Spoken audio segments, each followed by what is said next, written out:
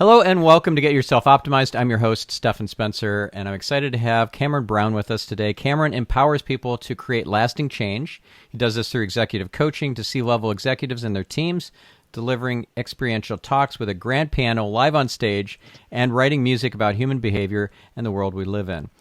As a result, Cameron's been featured in the media in 7 different countries. He's spoken at events across the world in 4 different continents, and his music has been streamed millions of times. I think I saw on his website over, was it 4 million times? Is that right?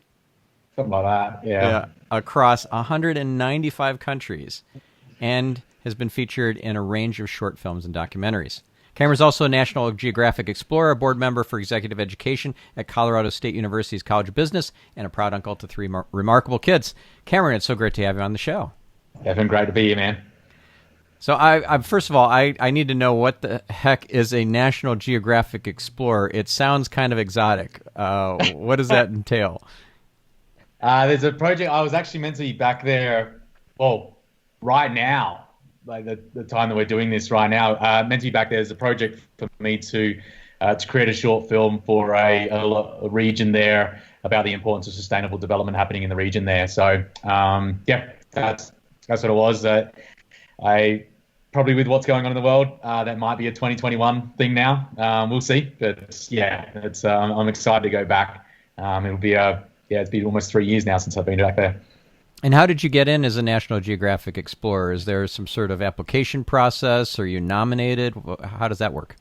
Yeah, the Explorer program is run by the society, so the National Geographic Society. So it's a grants program. And yeah, there's a whole application process to go through. There's grants for researchers and storytellers and other people that are scientific research, things like that, technology. And mine was on the storytelling side. It's a really important part of it is having a specific outcome that you're aiming to achieve with whatever project it is. So yeah, that's how it happens. Awesome, very cool. So you do presentations, keynotes, and so forth to live audiences with a grand piano on stage with you. So yeah, how did that come about? Well, I've been writing music. This is my 20th year writing music now, and then on the professional development, personal development side, giving talks, coaching has been nearly a decade now, and I've been working on a way for multiple years on how to bring the two together.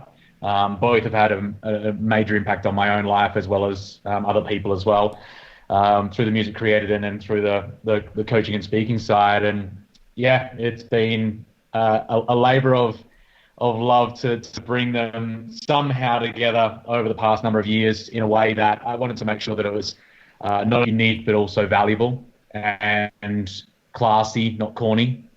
And I feel like I'm there. There's going to be always another level to go to, but it's always a grand piano note. There's never a digital piano or an upright piano, and there's a way of building it into the talks as well. A lot of the music that I write is about the topics that I speak on, so there's a reference to that.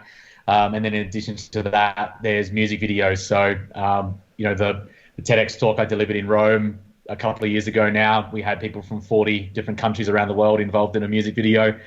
Transported a grand piano out to a place called Garden of the Gods in Colorado for my part in the video at sunrise, and then pulled that all together into this beautiful animated split screen video while I performed the song live on stage during the talk, and that was all showing how technology can, when combined with curiosity and creativity, can speed up the rate at which we create impact in the world. So depends on the talk as to which song I use. There were 5 new music videos we recorded in southern Spain in late last year as well. We transported again the grand piano out to some pretty crazy locations. So it ends up being in the appropriate setting, a big AV experience, but then goes down into the smaller engagements as well, where there's a beautiful grand piano in the middle of the room, for example, and then seating set up around, no video screen, no backing music or anything like that, just an intimate setting. So it's really making sure that the organizers and I are on the same page about what the theme is for the conference. How am I going to play a role in fulfilling on that, the outcomes that they're looking to achieve? and then yeah, doing what we can to hit it out of the park. Yeah, that's awesome. So Yeah. let's talk about creativity and how to unleash our creativity, especially in these interesting times that we're in, where with social distancing and everything like that.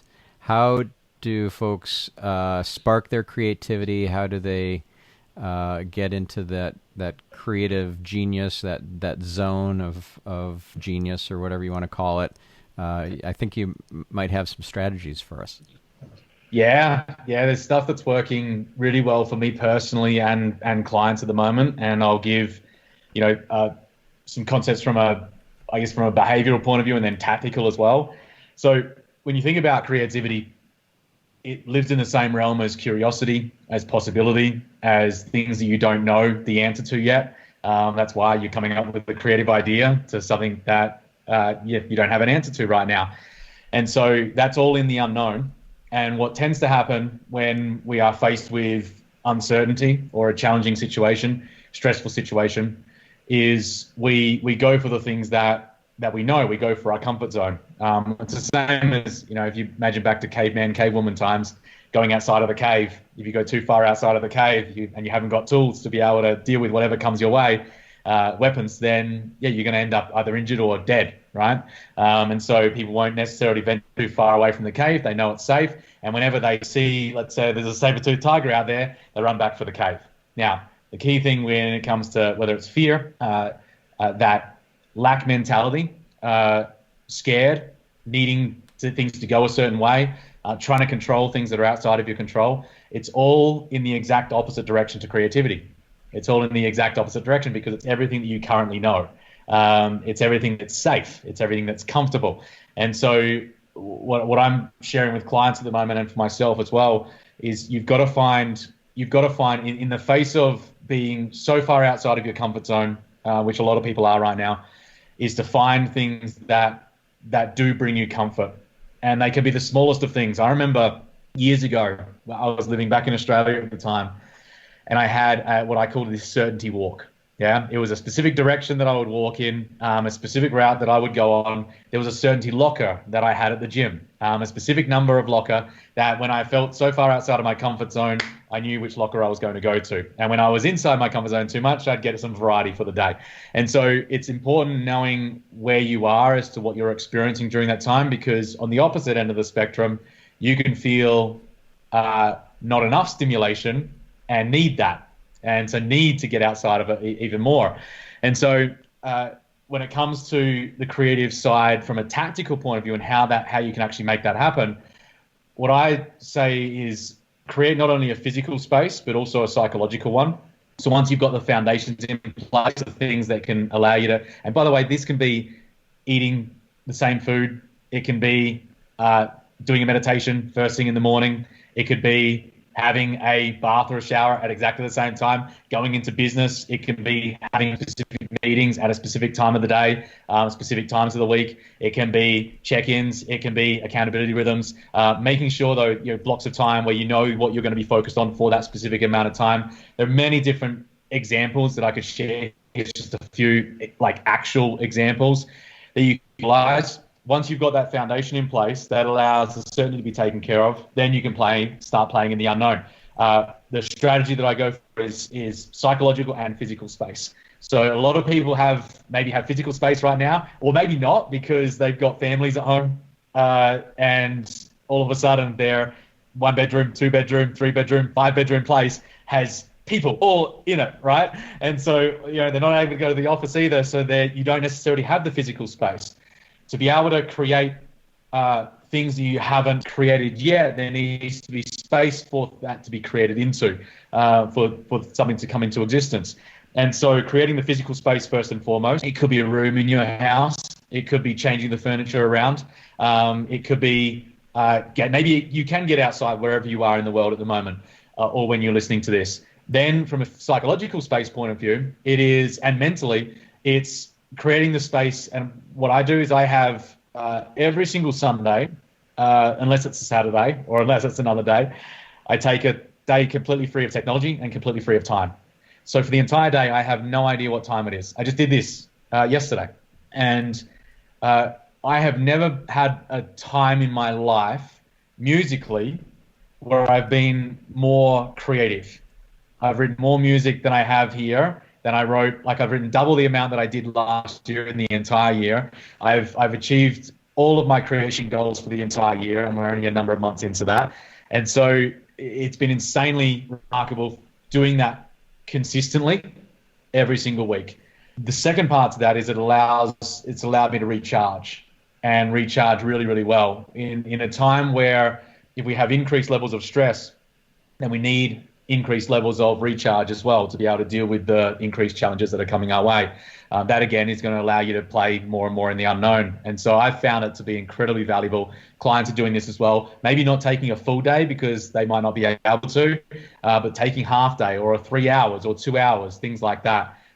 So there are a couple of tips there. The other thing that I would suggest is when it comes to you being in that space. So now not only have we got the foundation taken care of, you've also then, let's say, created the space, and you've done that both in a physical and a psychological way. Then comes the tactical environment of how do you actually come up with creative ideas.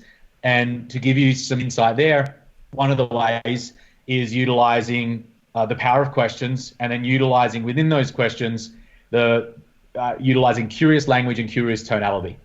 And what I mean by that is you can ask a great question, but have really poor tonality that leads you back to fear.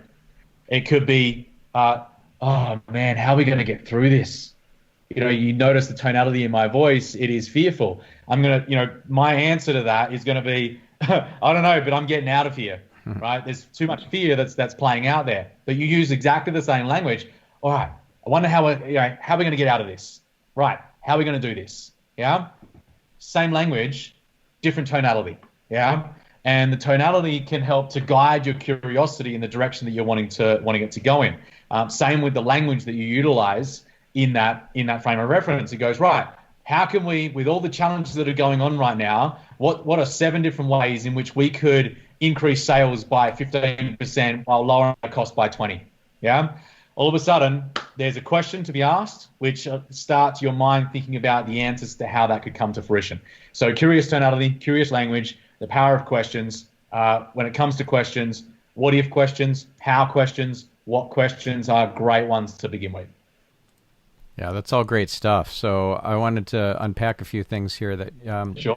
So first of all, with regards to taking these half-day breaks and things from social media and stuff, are you are you proposing that people take like entire weeks off or months off from social media? I noticed on your website that you had said you were going to take 3 months off from social media, like cold turkey, sort of like no interaction for 3 months. Did you end up doing that? Yeah, so I was in Europe at the time. I just arrived for recording new music over there, and I was only originally, I felt a pull towards it. So there wasn't a plan to begin with to do it, but I felt a pull towards just getting off it for a small amount of time. It's probably going to be a week or two, and then I got off it. We were insanely creative over there, executing on what we needed to from a music production point of view, with my producer over there. And so I felt really good just to do it. And yeah, it was a cold turkey thing, but I felt really ready to do it. I still had email, because I was still working with clients. I still had video conferencing, but as far as social media, I completely deleted them off my phone for that period of time. And then yeah, I got after the 3 months. Honestly, I was a bit bummed that I had to go back on. It was to go back on. It was to share some insights and things like that. But I could have easily gone for a period longer than that, and would have still been totally okay with that. But actually using it much more deliberately now. I mean, most of from a client point of view comes through speaking engagements and referrals and relationship development. So I still use things like LinkedIn for that. But as far as posting and being on that realm, not so much anymore. I found the huge benefits in creating space and Yeah, it's been amazing. So, are you proposing that other people do that too? Like they take entire months off from social media, or is this just Yeah, for you? yeah. I mean, what I would recommend is understand what the outcomes are that you're looking to achieve. Understand where you are right now. Understand what gap is there, and then what are you going to do to fill that gap to be able to achieve the outcomes you want. For me, in that period of time, those 3 months, it was how do I increase the amount of creativity. From a client point of view, I wasn't looking for any clients. Yeah, so there wasn't any business development side going on during that period because there was a lot of servicing of what I needed to deliver on, both from a coaching and a music side of things. So being laser focused on that was incredibly important for me during that time. So I knew and had clarity on what is the outcome that I need to achieve. Take away what other people say you should be doing and get really clear on where it is that you want to be, a big goal, and then where are things right now and what are you going to do to solve that? That's my highest piece of advice there. Because again, whether it's me or someone saying you got to be on social media and me saying no, don't be on social media, it's find what works for you and find the rhythm that allows you to achieve the objectives that you're setting out to achieve. And if that means hiring somebody to do it while you're off, for example, rock on. Maybe it's a day, maybe it's a week, maybe it's a month, maybe it's a year. Whatever is going to allow you to achieve your outcomes and allow you to experience the fulfillment that you're wanting, both personally and professionally. Mm-hmm. All right. And you also mentioned these certainty walks that you would go on and the certainty locker and all that. I'm curious, like what inspired that? Because I've heard of the 6 Human Needs from Tony Robbins, where he would Yep. teach certainty and variety, significance, love and connection, and contribution and growth. Those are the 6 Human Needs. Is that what inspired you, or was it something else? Yeah, back then, I mean, I was pretty early on into the coaching journey, and that was definitely one of the frameworks. There were some other frameworks around survival as well, and what we need in order to simply survive first and foremost, which is another version of what Yeah. Tony called certainty, safety, comfort. So yeah, there's different mechanisms that explain the same thing, but yeah, Tony's got it's a remarkable framework for that. So yeah, that's definitely an inspiration for that back then. If I think about it, because it's going back probably 9-10 years, yeah, that'd absolutely be part of the inspiration. Do you have an example of a client who implemented this system and incorporated certain elements of certainty into their daily routines to help them get more creative and loosen up a bit? Yeah. So you're talking specifically creativity, just so I can Well, give the it right. doesn't have to be. It could be some other breakthrough that they achieved by using these certainty triggers. Yeah. So, I mean, one of the major ones for me, because I'm working mostly with organizations, is building in certain accountability rhythms and meeting rhythms. So whether it's a Monday and a Friday is often the case of, right, understanding what needs to be achieved for the week. Friday, celebrating the wins that were done that were achieved for the week. Then on a monthly routine is, I get them to answer really 4 key questions of. And they can do this as a personal level or a team level. An example within a team level, they've gotten together at the end of each month and answered the 4 key questions: what worked, what didn't, what am I going to do about it, and what do I need help with. We've even got one of my clients, they got about 90 staff or so. So I work with the entire executive team. They built it into their reporting to the teams that report to them as well. So it's done on a weekly basis. Again, what's worked, what didn't, what are you going to change, and what do you need help with? That helps to give the leader, which is the person that I'm working with, increased levels of certainty about what the team is doing, what they're not doing, what they are changing, and what they need help with, and then be able to see the gaps that are there, to avoid micromanagement when it doesn't need to be there, and to allow them to go deeper if they need to have clarity about what's working and what's not is so vital, especially during now, because it's a requirement for you to adapt to whatever's coming your way. So increased levels of certainty allows you to loosen the reins and allows more autonomy, more accountability from them. And that comes in as well when you've got accountability rhythms built in about what they were going to achieve for the week and what they did achieve for the week. You can start holding them more accountable if they need to, and then help them do the same with their teams. So that's a pretty practical example, I think, of again, increased accountability that allows for a leader to then focus on what they need to focus on to grow the company, rather than just having to performance manage all the time. Yeah. Yeah. Is this what you were referring to earlier as the power of questions? Those kinds of questions? Yeah, there are some great examples of questions. Another great question that can be asked. It comes from, so Pixar does this with the storyboards that they create. What if questions? So what if there was an example I gave in business talk? What if there was a way to increase sales by X percent, while decreasing expenses at the same time? Pixar does it. What if there was a group of toys that came to life when people left the room? What if there was a robot that lived on a foreign planet, Wally? There's what if stories. All of a sudden, well, what if that was true? Well, if that was true, then this would happen, and yeah, probably this would occur, and this could occur. Same goes within sales. Well, if that was true, we'd probably be following up much more diligently, and maybe we'd be utilizing this strategy instead of this expensive one over here. And all of a sudden, it gets the mind thinking, because well, if that was the case, now I can see how that would play out. So that's some examples of questions. I mean, language in general, especially questions. I mean, the quality of your questions will tend to determine the quality of your answers, which then determines the quality of your outcomes. So getting clear on what questions to ask that can guide you towards the outcomes that you're aiming to achieve, then answering them in a proactive and empowering way, and then most importantly, taking the action, because just coming up with a bunch of answers isn't going to help anybody. It's not going to produce the impact that you're wanting to make.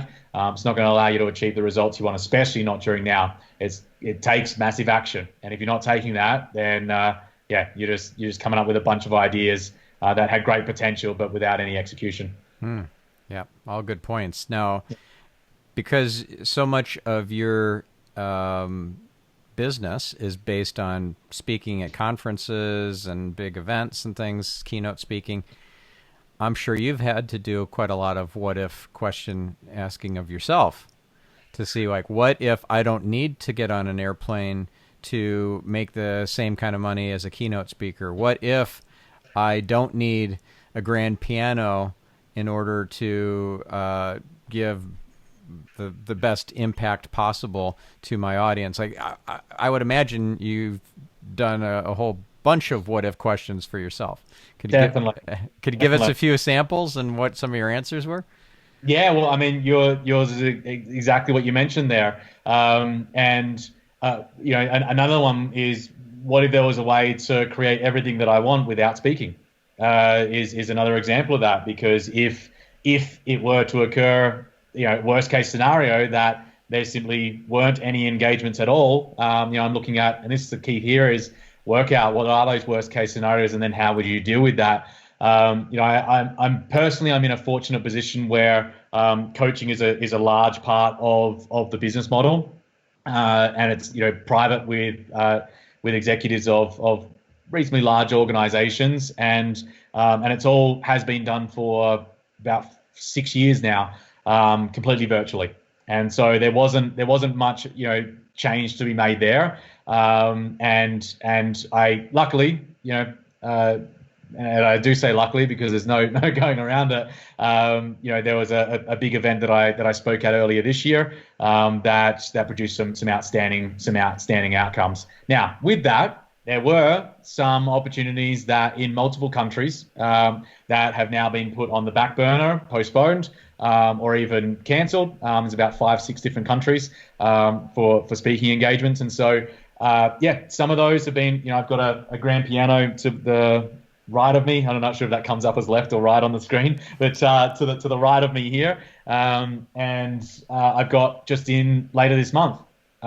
We had an event that was scheduled for about a week ago, and originally we had it scheduled to do it either later this year or early into sometime in the first half of the next year.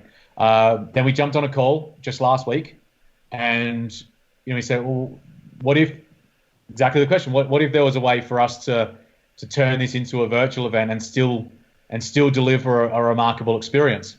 And so later this month we're going to have the grand piano included in that. We've got the way to set it up. We're sending out a package to each of the people that are attending. That some of the stuff they would have received if they were attending, and a couple of things that actually are going to be an enhanced experience. And yeah, that's happening, like I said, in about a few weeks' time. So that's it's a way of, if you've got a grand piano in your place, then it can still be done as long as the setup's good. So I'm really excited about that. In saying that, there's not the ability to do that all the time. I've got another talk coming up at a university. They have a room set up where there's a wall of screens, and so it's like doing a video call, like a video call on steroids almost, because it's a massive wall of huge screens, and each screen is for an individual user. And so I'm delivering that. I'll be there in the room alone, aside from the tech guy, which will be socially distanced. And yeah, I've got permission to be on campus. And you need special permission to do that. It's all been set up, and so that's another way for delivering that. Another example, there was a number of groups that I've already delivered to where, it was, I got them to answer those actual questions that I shared before. What's working for you right now? What's not? And what do you need help with? And these were complete strangers, invited to deliver a talk to them. And I, customized the talk for them specifically, rather than it being content that I wanted to deliver. It was, what do they really need right now? Which in moments of stress and strain, usually and often it is, I just need help with this right now. And so I got 10 golden nuggets of information and just fired them at them each, for the what ended up being nearly 2 hours. It was only meant to be an hour talk, but they asked me to keep going. So that's just a few examples of adaptability of, for my own self that, maybe somebody tuning in can think through. A key there, though, again, is ask the questions to begin with, scenario plan out all of the different scenarios, both good and bad, right down into the absolute worst case scenarios, and work out, what are you going to do about it? Yeah, because if it happens, or when it happens, you've already planned it out and you can be proactive in your response to it. Yeah, that reminds me a little bit of the interview I did recently of Shannon Susko. She's the creator of the 3HAG, which is the 3-year highly achievable goal. And she's written the 3HAG Way. She wrote the Metronome Effect. And her approach to worst case scenario planning is you start with the, let's say that you need to make budgetary cuts, right? Instead of starting at the top and say, all right, well, we need to cut 10% of our staff or whatever, then if things get worse, we'll need to cut another 20%. That's very painful. Psychologically speaking, you want to procrastinate the heck out of that. Mm-hmm. Whereas if you start at the worst case scenario that you have no more cash coming in, how long can the business survive with no more cash, and figuring out the days of cash that you have left. And then if I get just my very core clients to stay with me, and what revenue does that represent, and how much can I do with that in terms of my expenses and my payroll and all that, and then work your way up from there. Like, well, if my next set of clients who are somewhat resilient but not totally resilient to the economic downturn, what if they stay with me as well? What kind of team would I have, expenses, et cetera, and then work your way up from there. Psychologically speaking, it's a lot easier, and then you got the plan. If you need to dig deep into halfway into that plan, you've already got it figured out. I like it. Yeah. It's important during these times that you are, it's the same thing that you're doing, in that example that you just shared. It's the same thing that you're potentially having to do, but how it impacts your psychology is completely different, as you mentioned. And during this time, doing things finding ways, having the tools and the strategies to be able to stay empowered and stay adaptable to change is, to me, one of the most, if not maybe the most, the greatest asset that you have right now. Yeah. Cash flow is pretty important as well. Yeah, cash is king. But so this adaptability, the what Tony Robbins refers to as resourcefulness, that's your best resource in his opinion, is your resourcefulness. If you were to give some tips on how to increase your adaptability and flexibility in these times of stress and uncertainty, what would you suggest? Yeah, I mean, one of the ways that I go about it with my own self and then with clients as well is to have, first up, certainty of outcome, then flexibility in your approach, because it's important that you understand what it is that you're wanting to achieve still, why you're wanting to achieve. That can help you generate your sense of purpose in the face of uncertainty. But then, as many people might be experiencing, it's not necessarily going the way that you wanted it to. And you've got to, in terms of your flexibility there, the first piece first up is simply knowing that the importance of flexibility. I remember Bruce Lee once said in an interview, this black and white interview from years and years and years ago, be water, my friend. He says that the water is, paraphrase, something like the water is formless, it's shapeless, it becomes the cup.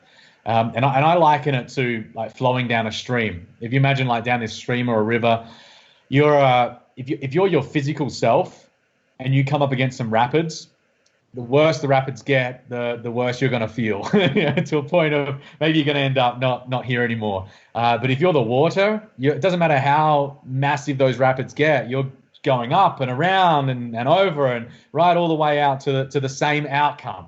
Yeah. Your body, even if you end up not being here anymore, your body's still going to end up in the ocean. So the water is going to flow down and lead there. So ensuring that you have that mindset that you are not in a science lab. Yes, at the moment there are increased levels of uncertainty. The reality is, though, at any time you're not in a science lab. There are external factors that are happening that are somewhat outside of your control, sometimes very outside of your control. And so being adaptable to that external environment is vital. So that's the first tip that I would get. In terms of having, I guess, the resourcefulness and the adaptability and flexibility all built in there really comes back to what we talked about before, which is the questions are a big part of that. Having quality questions allows you to come up with the answers that can help you adapt to the changing situation. All right, what are all the ways that we can solve this? All right, what else? What else? What else? What else? That allows you to go around this rapid or over this rock. Yeah. Adaptability comes from the quality of questions, coming up with the answers, and again, then executing. Resourcefulness over resources is vital there. Resourcefulness is having, doesn't matter what you're exposed to, still being able to find an answer. And so that's the other part that I would suggest, is having the belief that there is a way to be able to do this. I was on a call just maybe 2-3 hours ago with somebody who had mentioned one of their colleagues said, we're never going to be able to have what we had before. Yeah. And that's a massive limiting belief, because it's closing off. It's not a limiting belief and a completely generalized view of the world. How do you haven't been into the future? How can you possibly know? Yeah. And if you're going to believe something, you might as well believe something that's supportive of your success. Yes, plan for worst case scenarios still, which is what we talked about before. And that's a big part of adaptability as well, because then no matter what situation you're exposed to, you've scenario planned out each of those situations, and you're able to then deal with that in a more, at least somewhat proactive and strategic way, versus the way that a lot of people are facing this right now is very reactive. And so when it comes to belief systems, is if you're not experiencing life as you want it right now, challenge what you believe about what you're experiencing right now, because you can't necessarily control what happens, but you can control how you respond to what happens. Yeah. And so the beliefs that you have determine how you're thinking, and they determine the behaviors that you execute on. And so if you're fearful right now, there's a very good chance, I also almost say guarantee, that there is a limiting belief that's playing out underneath the surface that is holding you back from achieving what you really want. Yeah. Find what that is, get clear on what that belief system is, then switch it to a more empowering belief, because at the end of the day, all beliefs are made up based on our assumptions as to what we believe to be real. Even scientific beliefs, over time have been proven inaccurate. What we believe to be absolute fact, scientific proof, scientific fact, have turned out to be actually false. And so it's just a belief is something that's conveniently true until proven otherwise. And so if you're going to believe something, you might as well believe something that's going to help you get to where you want to go, if that's where you want to really go. Right. So in summary, there are no true beliefs. Like we're never going to get back to pre-COVID-19 world is a belief. There's no truth in it because unless you are a time traveler, you can't know that to be the case. Yeah. And so, get in touch with me. I would say you'll put my contact details in below, man. Get in touch. I'd love to hear from you. Yeah, I'd love to know what those lottery numbers are for next week. Right? Yeah, but there are empowering beliefs and then there are disempowering beliefs, and you get to choose which ones that you take in and allow to take a foothold in your consciousness and in your life. Yeah. Big time. There was a talk I gave a couple of years ago, and this CEO of a multi-million dollar company, they had about 100, 200 staff or something like that. Small, mid-sized company. And I'd given a talk, and it was specifically around belief systems and the ability to adapt those. And she came up afterwards and said, you can change them. Like it was just a foreign concept to her, and has been hugely impactful going forward for what they've been able to create now and being able to be adaptable to both personally and professionally. And so whether you're just starting out understanding this concept or whether you're very advanced and already know that, same goes. If you're not getting the results you want, look at the belief systems that you've got, utilize the strategy for changing those beliefs, and make sure that you've got those beliefs that are going to allow you to generate the results you want. Yeah. So what would be some strategies to change a very rigid, regimented belief system? It could be about anything. It could be about how people are supposed to be in the workplace. It could be about relationships, like intimate relationships. It could be about spirituality or religion, anything. But these are holding the person back, and maybe they don't even have a way forward, or they don't even see that they have a rigid belief system. What would be some strategies that could help break those down and replace them with better beliefs that are more empowering? It's a great question. We talk about the power of questions. That's a great question. Really great question. So when it comes to switching these beliefs, first up is you've got to understand, just quickly as well, for those tuning in, audio, you won't be able to you won't be able to see this anyway. I just saw a hummingbird fly past my window. It's amazing. We don't have them back in Australia, so it's like seriously like about maybe 5 feet from where I am right now. Anyway, beliefs. When it comes to beliefs, it is first about understanding, what do I actually believe about this? So getting clear on that first and foremost. Okay, I believe X. So then it becomes, okay, the question of, and this is again where power of questions comes in, is that supportive of my success? If it is, keep doing it. Or you could maybe go, well, is there a belief that I could build in here that could upgrade that to an even better example of what I could achieve? But if it's supportive of your success, you're doing okay. If it's not, then you ask the next question. Okay, is it really true? And usually unconscious mind will go, yeah, of course it's true. Yeah, because you want to prove yourself right. Prove yourself that, yeah, I haven't been lying to myself this whole entire time. I'm not crazy, right? What you then go, well, is it true all the time? Is the next question. Is it true all the time? Every single minute of every single day, that belief is true? How do you know? Is another question you can ask. How do you know that it's true every single time? One could be, somebody believes, people can't be trusted, or people, this is the big one at the moment. People at home, because there's remote work now, CEO goes, I don't know if they're doing their work. Yeah. So it could be people at home are just on Angry Birds, playing on their games. They're not doing any work. Yeah. That's a belief that could be formed. Yeah. And so that's going to lead to increase or a decrease of trust, a belief that they're not as productive as what they could be, more frustration from the CEO, maybe less accountability or more accountability. If it's more accountability, it could lead to micromanagement when that didn't need to be there, if there was some appropriate accountability rhythms in place. And so, that again becomes, is that really true? Is it true all the time? So what you're doing there is you're establishing why the belief is false.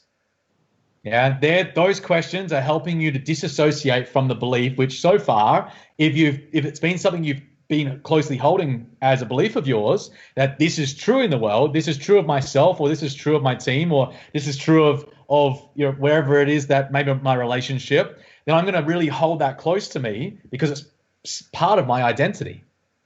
Because it's what I believe. This is what I believe.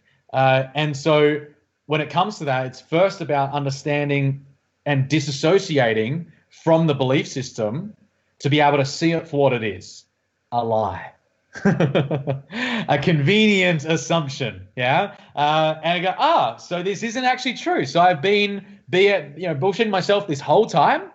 Now can come a time where you can shift it. Because if you, and this is where things like, what are they? Mantras, these types of, where you say the things, put them up on your wall and say them out loud every day. Affirmations, yeah. Affirmations, that's the word. This is what, they can be very effective. But if you don't believe them, unconsciously, your belief is going to go, BS, not true. And that can solidify how much you are kidding yourself if you don't use those effectively. Now, I'm not saying don't use them. They are amazing. And if you can build them in with what I'm sharing here, they can be incredibly useful. But if you use them alone, it's kind of like putting a Band-Aid on an infected sore. You need to treat the infection first, then put the Band-Aid on top to allow it to heal, to allow it to be protected. And so it's the same as building a house, all right, no, I'm not going to we knocked the whole entire house down and we're going to build a completely different house on the same foundation. It sounds crazy like that. That's what people do, though. They go, I'm just going to think differently here. I'm going to take a different action. I'm going to exercise more. I'm going to communicate better in my relationship. I'm going to hold people more accountable in my business. That's an action.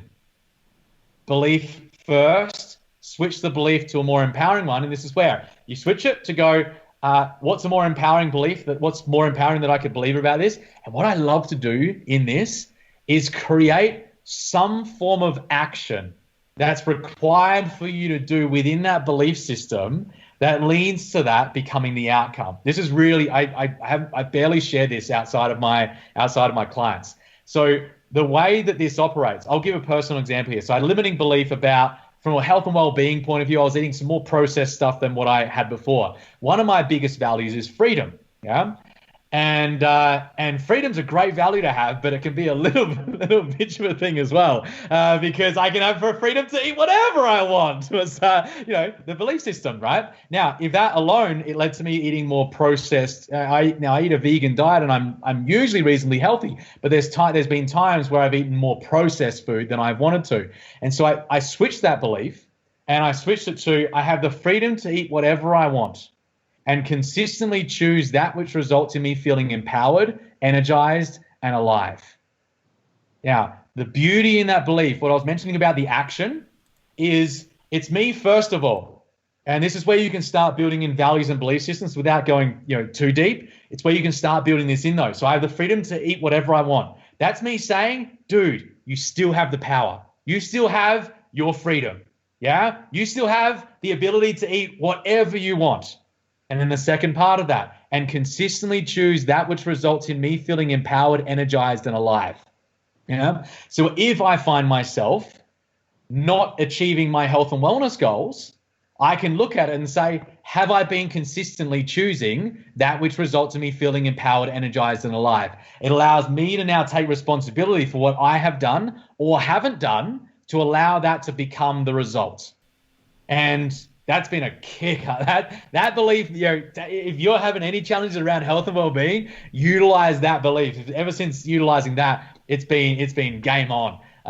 So that's number one belief. There's others as well that I built in to switch my values and belief systems around that. But that's a great one. So that's an example of that. Switching it. The key there as well is it's got to be believable.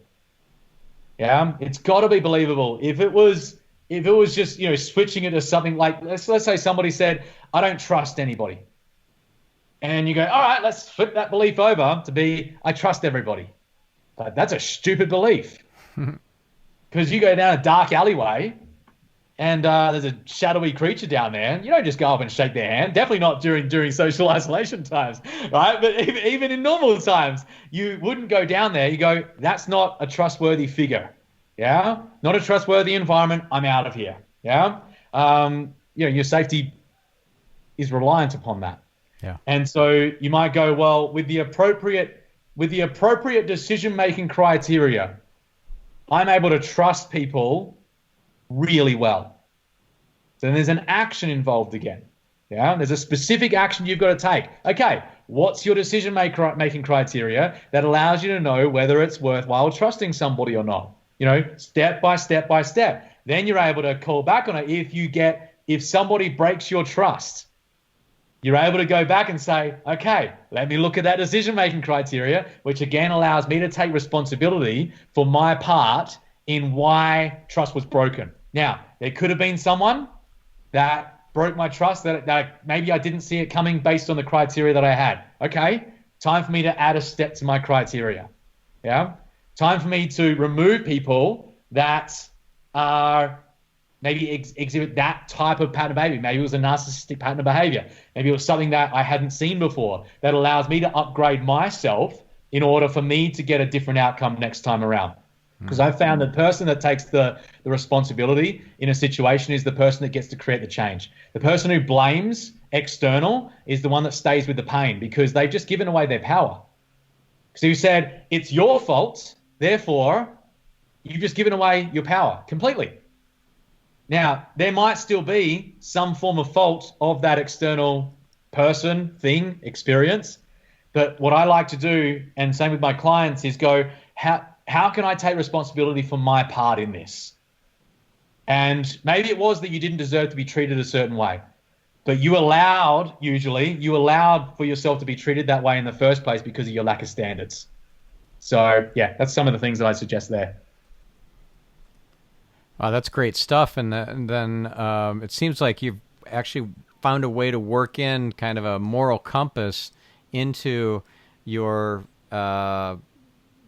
goals and affirmations. So I have the freedom to eat whatever I want, and then you got your moral compass that helps keep you on track.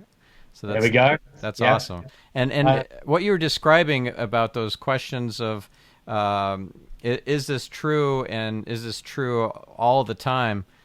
That reminds me of Byron Katie and her 4 questions. So she calls it the work. 4 questions plus the turnaround. Is it true? Can I know with absolute certainty it's true? What would life be like if this thought didn't exist? And how does this thought make me feel? And then the turnaround is to do the opposite, or to convert your thought into the opposite of that, or multiple opposites. Like if my belief is this person doesn't like me, an opposite would be well, actually, I don't like this person. Or this person really does like me is another opposite, another turnaround. So to run the 4 questions through on that turnaround, you can oftentimes find that the turnaround, the opposite, is actually more true than your original belief. So that is such a powerful framework, and she calls it the work. I've actually interviewed her on this show. She's amazing. I don't know if you're familiar with her 4 questions. No, they makes a lot of sense though, because what you're doing when it comes to a turnaround, as you call it, as she calls it there, is ensuring you understand first and foremost where it came from, disassociating from that, which helps with those questions as well. Disassociating from how it was, increasing the amount of, because there's pain and pleasure involved in that framework as well. Of there's so much pain associated to being and staying that way that I've got to move away from it. And on the opposite end of the spectrum is there's so much pleasure associated towards moving towards it. We're either going to move away from pain or towards pleasure. Different people are wired in different ways as to what that makeup is and what the percentage split is. But at the end of the day, that's that. If you haven't got a big enough reason why you would do it, which can be pain associated or pleasure associated, then why would you change? And so, that's it's a great way. It takes care of each of those. So, it's really important that you have an understanding as to why you're going to change it and what it's going to mean if you do change that. Yeah, yeah. And when you were talking about affirmations earlier, that reminded me of a distinction I learned not too long ago about affirmations, that it can help you to internalize it and take it in as true much more easily if you try it in first person, second person, and third person, and then see which resonates the most, right? So I am a healthy eater is one version. You are a healthy eater, and I tell that to myself. Or Stefan is a healthy eater. Yeah, love it. Yeah, and what you just mentioned there is great because, again, everyone represents their world in a different way. And it's working out what works really well for you. When I go through with clients about the self-talk that you have, for me personally, similar with what you mentioned there, I'm usually in a third person where I go on, because I see myself as like two versions of myself, of a physical version and a non-physical version of myself, co-creating constantly with the universe. And so, that makeup is, I find the third person often is where I sit. Whenever I'm working with a client, I say, this is my form of communication. Now, it could be what you mentioned there, it could be first person, third person, ultra person. It could be any of those. Work out what is best for you and what allows you to solidify it in as who you are as a human being. Because as soon as it becomes part of your identity, that's where the magic happens, because that gets locked in, and it then becomes who you are versus what you do. Yeah. One of the most powerful affirmations I had in recent years was, "I'm a man who does what he says he's going to do," and that was very powerful for me. Yeah, I like it. Okay, so you were talking earlier about accountability rhythms. Is there some other secret to success regarding accountability, like within oneself?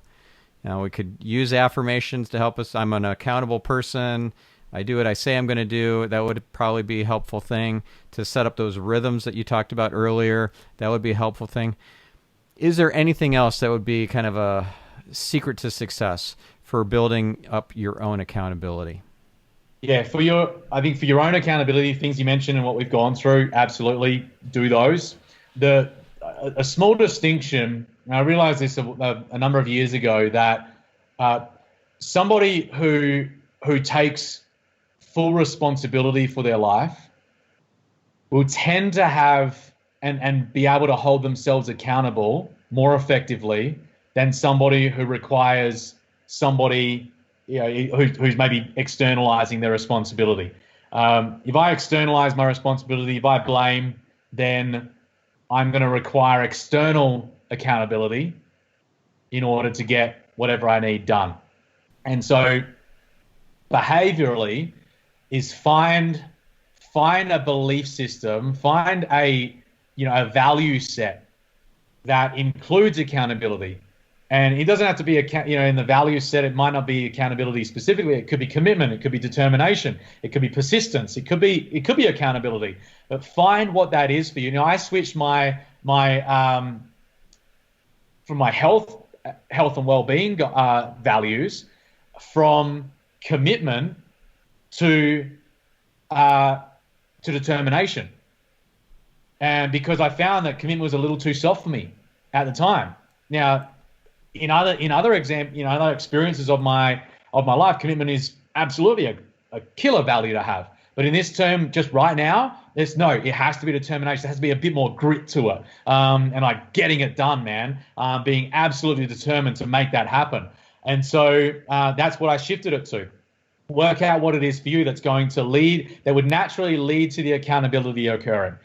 Same with the belief system. What belief would I have here that would naturally lead me to taking the action that's required? Because then when it comes to having the rhythms in place, you're much more likely to follow them, and more likely once they're in the systems to actually follow through.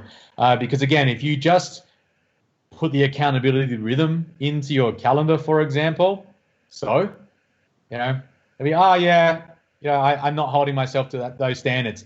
The other distinction that I would share is treat yourself like your very best friend, or in business talk, treat yourself like your very best client, or your very best customer, or your very best investor, whichever type of business you're in.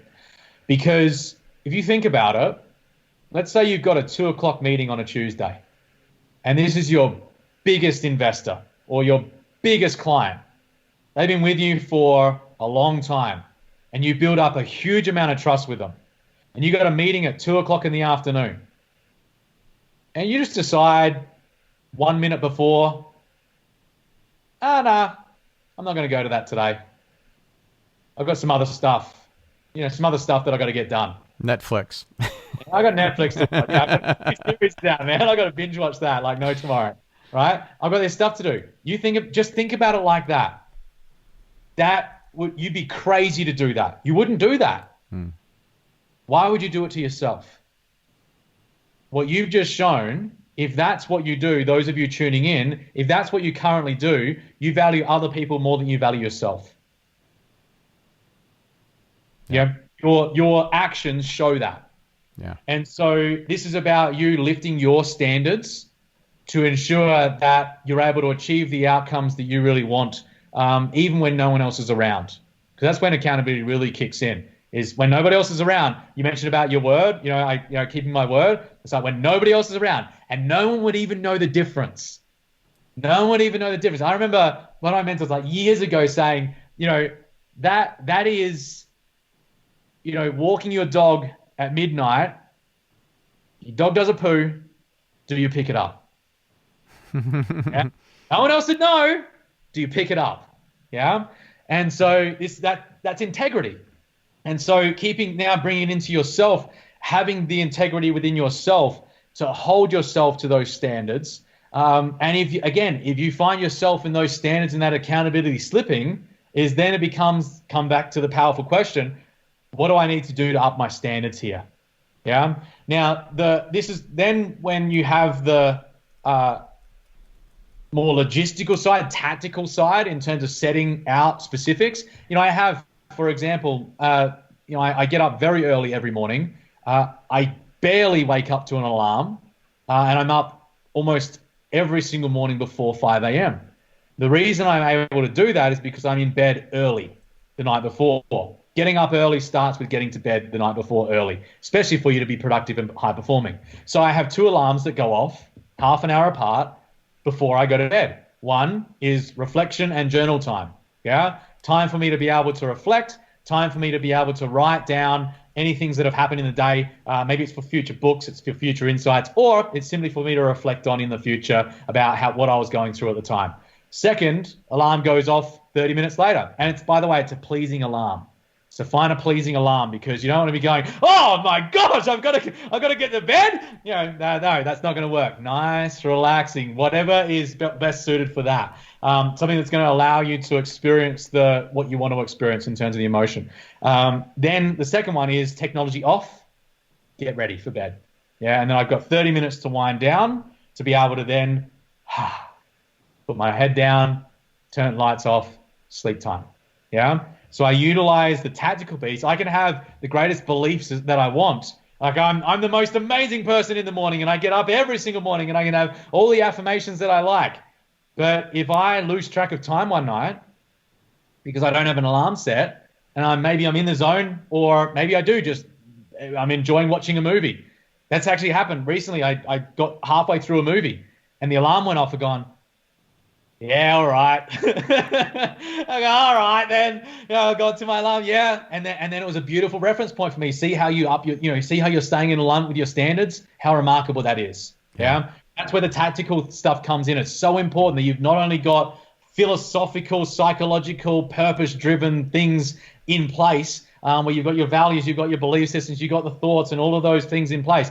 But you've got to have things that allow you to take the actual action in a really tactical frame of mind, especially when you're in a state of stress or uncertainty, because you will feel the capacity that you have to make decisions on your own accord. And so having things in place, especially when increased amount of things that are happening in the world, like is happening at the moment, you need ways, tools, things to be able to show what it is that you need to be doing, so it's one less decision that you have to make for the day. Yeah, that reminds me of a quote that I love. It's, we don't rise to the level of our expectations, we fall to the level of our training. Nice. Yeah, that's credited to a Navy SEAL, but that's just, yeah, so powerful. And I've heard that's how they've, I've heard that's how they train, is that they train, get to the level and they go so much further, because often what will happen is they'll fall back when under pressure as well to a certain level. Fascinating, and it makes a lot of sense. It's never about getting rid of the problems that arise. It's about you becoming the person you need to be to deal with the problems as they arise. Yeah. There's always going to be problems and challenges that come your way, and by the way, they get bigger, get better. Yeah. That's it. Yeah, you get better. It allows you to deal with greater challenges that come your way.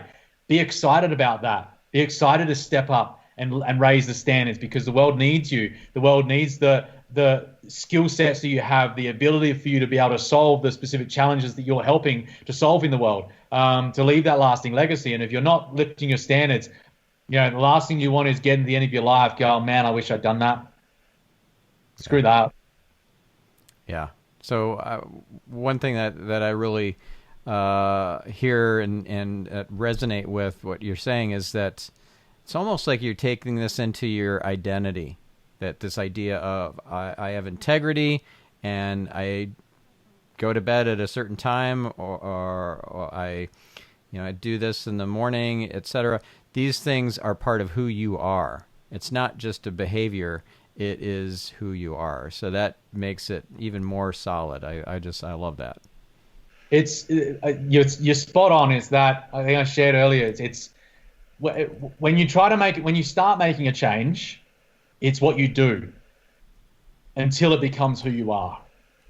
And that's you consistently locking in, not only making the changes, but then locking in how you've made the changes as you do it. So you're building in reference points, going, yep, nailed it, yep, nailed it, yep, nailed it, yep, nailed it. See who I used to be? Look who I am now. I'm so excited about who I'm becoming. Yeah. Building in those, and you could be talking in the first person, third person, whatever kind of person it is making sure that you are locking in how you're making progress, because there's only a certain amount of time that you can continue doing something that if you don't see yourself making progress, same as someone going to the gym for a number of weeks, and if they're not locking in the progress that they're making, they're giving up pretty soon. They're giving up because they haven't been able to get from making the change to identity in a short enough time. Yeah, and so they've had to rely on willpower to get it done, or inspiration to begin with that wears off after a while because it's not as exciting anymore, because it's something that oh man, I've got to do it again this week, and again next week, and again the week after, and again the week after, and I've got to do that for the rest of my life. Yeah, there's only so far that willpower will take you. It's important in certain occasions, but you've got to have the inspiration behind you, and you've got to have the identity locked in longer term to make sure that it's permanent. Yeah, well said. Well said. Well, thank you, Cameron. This was fabulous and very inspirational and a powerful conversation. If folks wanted to work with you on a coaching basis, if they wanted to follow you on social media, if you are still doing that, if they wanted to just learn more from you, where should they go? Yep, definitely. So yes, I am on social still. I'm not like completely anti It's just doing it with purpose, right? Website is cameronbrown.co, so cameronbrown.co, and then social channels is at Cameron Brown Real. Connect on LinkedIn if reach out. Make sure you send me a personal note. I get way too many requests of people that I just have no idea what they're even wanting. And no personal notes. So send a personal note. It's courteous anyway. To those of you sending out connection requests to anybody, there's a small side tip around LinkedIn because most people don't do it. Which is like walking into a networking room and just walking in there and standing next to someone and not saying anything and just looking at creepily. It's weird, man. Just don't do it. Have something to say. Who would have thought that this would have turned into a last insight? On LinkedIn, Facebook, Instagram, things like YouTube, things like that. We'd love to hear from you guys. Love to hear how the insights have been helpful, and not only helpful but useful, and how you've actually applied them into your lives, into your businesses, and the impact that they've had for you. I know they've definitely had a huge impact for me personally. Everything that I've shared here today is still stuff that I'm using right now with my clients in my own life, and the stuff that my clients are utilizing in theirs as well. So trust has been helpful, trust has been useful and valuable, and I really appreciate the opportunity to come out on here and share. Awesome. Well, thank you. I really appreciate it. And listener, now take some powerful action. Don't just listen passively and say, "Well, that was good. That was a fun episode." Do something with it and change the world and change your life as well. We'll catch you in the next episode of Get Yourself Optimized. I'm your host, Stefan Spencer, signing off.